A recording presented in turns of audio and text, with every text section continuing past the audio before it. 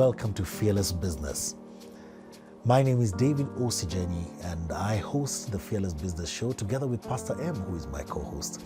As we close the year, we remain focused on reflection, alignment, and preparing to show up differently in 2026.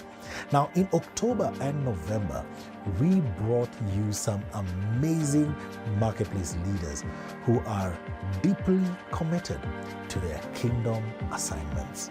We hosted Robert Ndogo, also known as DJ Fresh of Boxcraft Limited. We hosted Ngugi Mwatha of Great Solutions and Kaya Leather, Victor Gitonga of Thrivers Media, Carol Syuma Ngugi, and Apostle Angie Morenga of Kingdom Business Solution, Just Angie, and Mavuno Marketplace Movement. Now, these are some amazing leaders that are completely passionate, and they brought their passion into the studio as we had these conversations. Robert shared how responding to a need led him unknowingly into becoming Kenya's second largest digital news channel. Ngugi Mwatha told his story of how stepping out of banking, he found himself following God into business. Victor Gitonga showed us the cost and the reward of integrity in the marketplace. With Pastor Carol Syuma and Apostle Angie Morenga, we took a dive deeper into faith, work, spiritual warfare, setting up altars, but also seeing work as worship, along with the foundations needed for success in our marketplace assignments. Here is how it went down. Yes. Yeah. So I pushed it to my peoples, and I saw that they actually were interested in that, and it sort of blew up in a way that I didn't even expect. Yeah. Wow. Because the same. I mean, we in Kenya were using it now. Oh, because I remember using Kenya Moja was like, yes, it was much more convenient than going to Sijui, find this website, find this website, find this, and things were just getting on the web then. Yes, exactly. Convenient to get used. Yeah, exactly. So you're some kind of pioneer on live streaming. Of content. Well, you can say that, yes. Actually, when you talk about live streaming, we even actually set up some of the live streaming for some of these media houses. I remember, look at that. Us guys doing it for KTN. I told you guys, I'm still discovering this guy. Even sitting with him, having prep for this, I'm still discovering. This was after you'd come back. Wow. Yes, so I remember when we were still doing the live streaming, so they were like, okay, we are also not able to live stream in the kind of quality that you guys are doing it. And the kind of consistency. So they told us, okay, you guys come and set up all these gadgets that you guys are doing for you guys, and come and set it up for us. And so we set up KTN live stream and KTN news. And I think we also did the same for K24. Amazing. Yeah. Amazing. So now, as you're doing this, it's blowing up in the States. Yeah. So where is that moment where you're like, I think I'm going to go back and do this thing at home? So when I was doing all that, and I loved media, and I loved the news, and I loved all this arts thing, but generally content, I started seeing opportunities where in media, and especially news was not being done in a way where people then resonated with it or identified with it. So it was more about reporting what happened more than, explain or giving me other angles that would probably interest me more. So that's more like viral news and all that. So I mean, we were used to, because we grew up with our parents, like 7 o'clock. Yes. Monopolizing TV. Swahili news. And then 9 o'clock, wait. It was like 9 o'clock, wait for the English news. Yes. Monopolizing the TV. That's what had been there. That everybody knew. Yes. Yeah. Exactly. The young people were not, I mean, that was our parents' thing. Yes. But it was just frustrating. But, you're waiting for them to get off the TV so you can watch something else. Yeah, because it'll bring you something like, okay, the president did this, he opened this. But then, sometimes you just don't want to see that. You want to also see how does it benefit you, or what else happened that was interesting, because the agenda for that was him opening that. But there are more things in that. There are more angles that you can get for, okay, how does it affect the common person?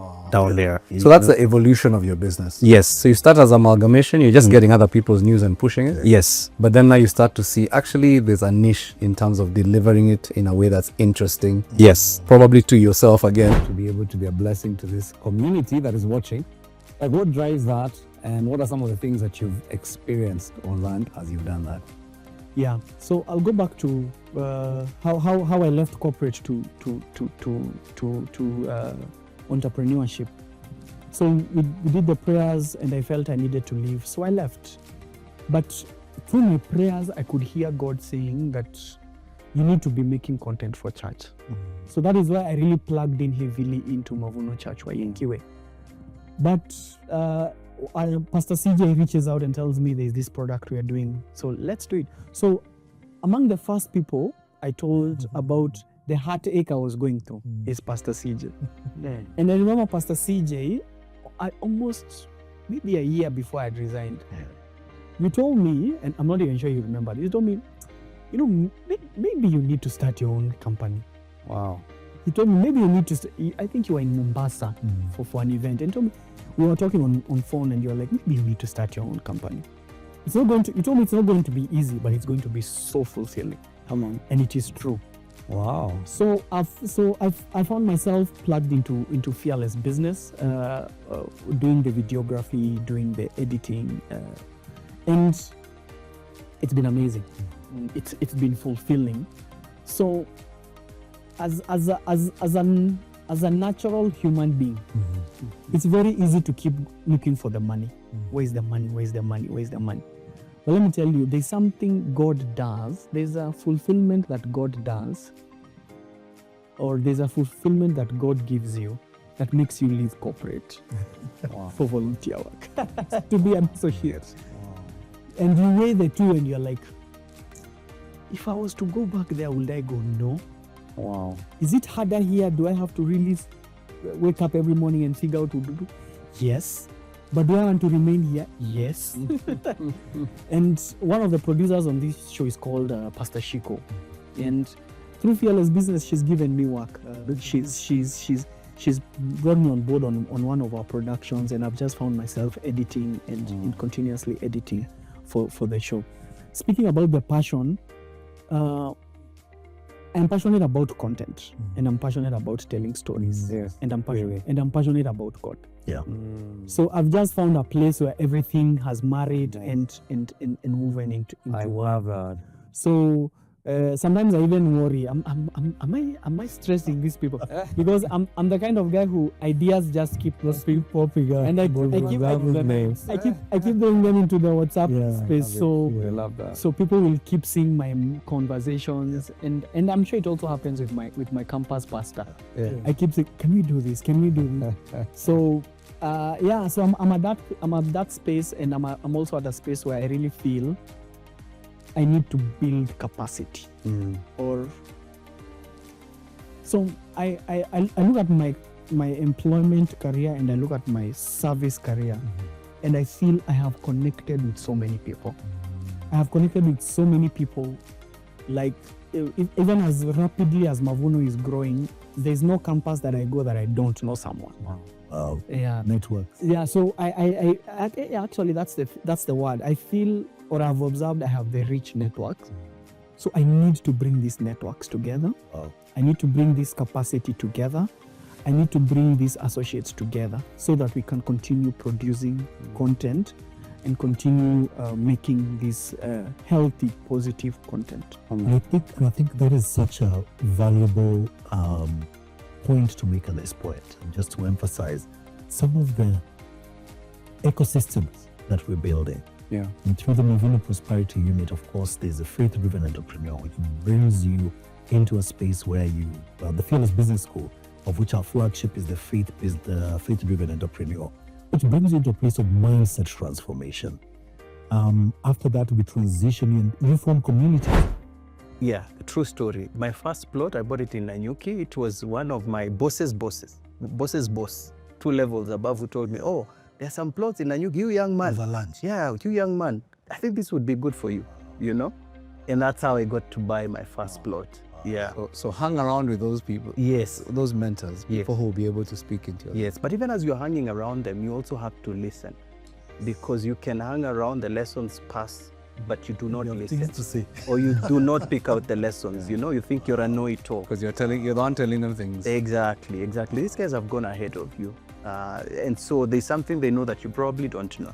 One of the things I'm passionate about mentorship, and so when I'm mentoring young people, one of the examples I give them is, you have been through high school, you're probably in university right now. You can advise a child who's in high school because you've been there. Yeah. And you tell them, if you walk this path, then you will make this mistake. So you'd rather take this other alternative.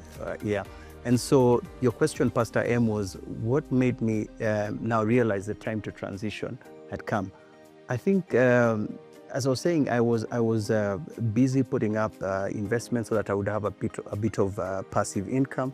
And I was having a conversation with my wife. Because by this time you're married. By this time I'm married, I am a father, I have children and all that. And then it just got to a time where I was feeling like there was an emptiness in my heart. Yeah, there was an emptiness in my heart. And I remember at the time I was talking to my boss during, the performance review sessions, and everything was going on fine. Yeah.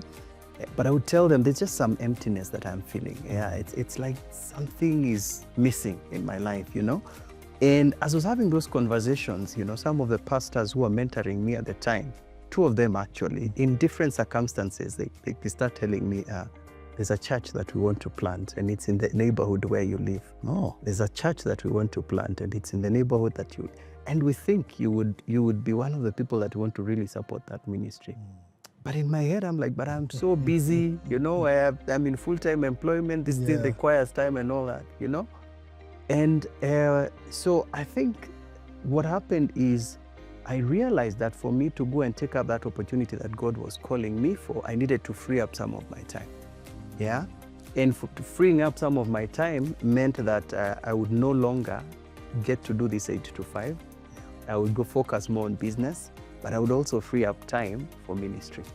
Yeah, so that's exactly what I did, But I had a conversation with my wife first.